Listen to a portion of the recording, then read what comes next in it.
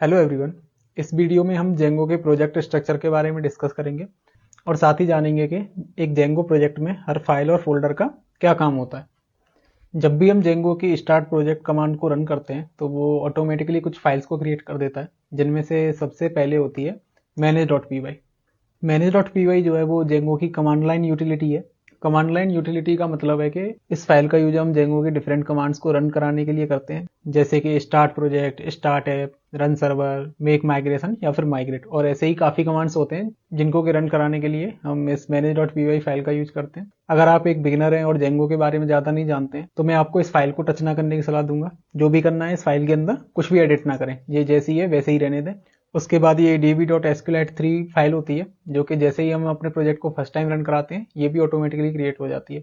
ये हमारे प्रोजेक्ट का डेटाबेस है और डेवलपमेंट के टाइम पर हम जो भी टेबल्स क्रिएट करते हैं वो सभी इसी डेटाबेस में सेव होती हैं। Django by default SQLite database का यूज करता है, जैसे कि आप इसके एक्सटेंशन में भी देख सकते हैं SQLite3 दिख रहा है। और जैसे ही हम इसे प्रोडक्शन में डिप्लॉय करेंगे तो हम इसे चेंज करके MongoDB या फिर Postgres कुछ भी यूज कर सकते हैं। और ये gitignore और readme.md फाइल ये मैंने क्रिएट की है, जिसमें कि gitignore हमारी गिटहब के लिए है और readme.md इस फाइल को मैं डॉक्यूमेंटेशन के लिए यूज करूंगा। जैसे ही हम Django admin start project command को रन करते हैं और उस कमांड में हम जिस भी प्रोजेक्ट का नाम लिखते हैं उस सेम नाम का फोल्डर ये इसके अंदर बन जाता है और इसी फोल्डर को प्रोजेक्ट फोल्डर कहते हैं। और इस प्रोजेक्ट फोल्डर के अंदर हमारी सबसे इंपॉर्टेंट फाइल होती है settings.py। एक तरीके से ये हमारे प्रोजेक्ट का कंट्रोल सेंटर है।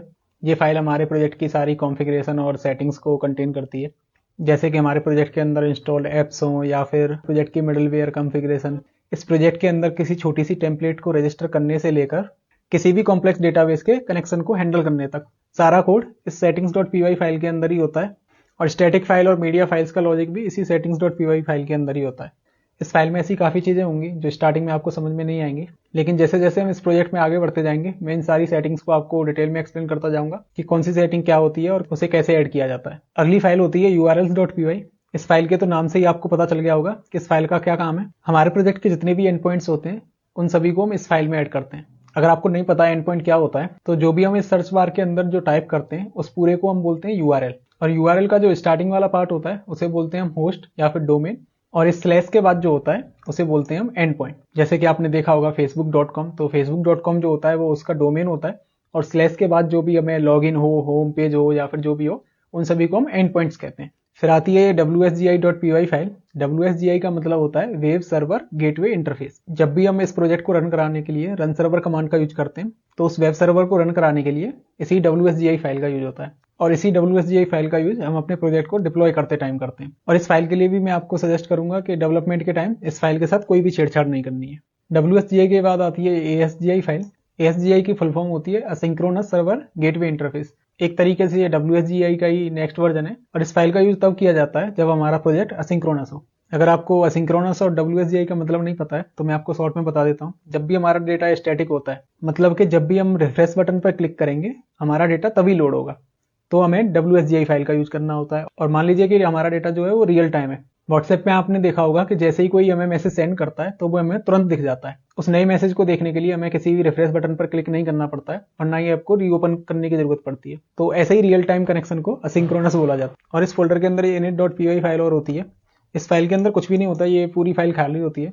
किसी भी फोल्डर के अंदर इस फाइल को क्रिएट करने का मतलब ये होता है कि ये जो फोल्डर जो है वो एक पाइथन का पैकेज है, मतलब कि इस फोल्डर को एक पैकेज की तरह ट्रीट किया जाए ताकि हम इस कोड को दूसरे ऐप्स के अंदर इंपोर्ट करके आसानी से यूज कर सकें। यहाँ तक तो हमने उन सारी फाइल्स को डिस्कस कर लिया जो कि जेंगो के स्टार्ट प्रोजेक्ट कमांड का यूज करते ही फर्स्ट टाइम क्रिएट होती हैं। लेकिन जैसे ही हम किसी प्रोजेक्ट में काम करते हैं तो हमें डिफरेंट ऐप्स बनाने की भी जरूरत पड़ती है और इस प्रोजेक्ट में जैसे ही हम आगे बढ़ते जाएंगे हम भी इसके अंदर डिफरेंट ऐप्स को क्रिएट करेंगे। लेकिन फिलहाल आपको इन सारी फाइल्स के बारे में समझाने के लिए मैंने एक ऐप क्रिएट कर लिया है, तो चलिए एक एक करके इन सारी फाइल्स के बारे में जानते हैं। init.py फाइल के बारे में तो हम डिस्कस कर चुके हैं कि ये किसी भी फोल्डर को एक पैकेज बनाने के लिए यूज होती है। हर ऐप के अंदर apps.py नाम की एक फाइल होती है। जैसे कि आप देख सकते हैं ये फाइल किसी भी ऐप की कॉन्फ़िगरेशन को कंटेन करती है और इसी ऐप कॉन्फ़िग का यूज करके हम इस ऐप को settings.py में रजिस्टर करते हैं। फिर होती है models.py फाइल। इस फाइल के अंदर हम अपने प्रोजेक्ट के मॉडल्स को क्रिएट करते हैं। मैंने पहली वीडियो में आपको बताया था कि जेंगो में हमें एसक्यूएल का कोई भी कोड लिखने की जरूरत नहीं पड़ती है, हमें बस जेंगो के अंदर मॉडल्स को बनाना होता है और ऑब्जेक्ट रिलेशनल मैपिंग का यूज करके जेंगो जो है इस पाइथन के कोड को एसक्यूएल में ट्रांसलेट कर देता है।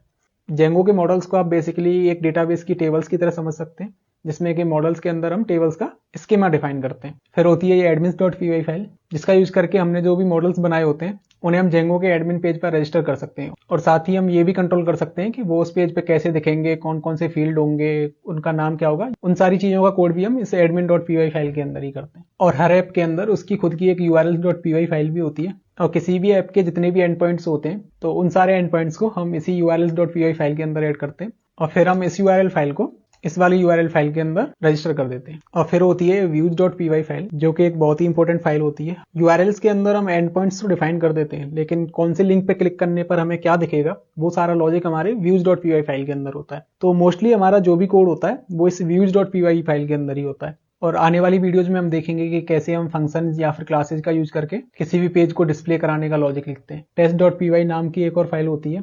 अगर हमें अपने इस ऐप के लिए कोई भी ऑटोमेटेड यूनिट टेस्ट लिखना हो तो हम इस फाइल के अंदर लिखते हैं। यहाँ तक तो हमने उन सारी फाइल्स और फोल्डर्स का डिस्कस कर लिया जो कि हम जेंगो की कमांड्स का यूज करके क्रिएट करते हैं, लेकिन कुछ ऐसी भी फाइल्स होती हैं जिन्हें हमें मैनुअली क्रिएट करना होता है। उनको क्रिएट करने के लिए हम किसी कमांड का यूज नहीं कर सकते। तो चलिए अब उनके बारे में जानते हैं।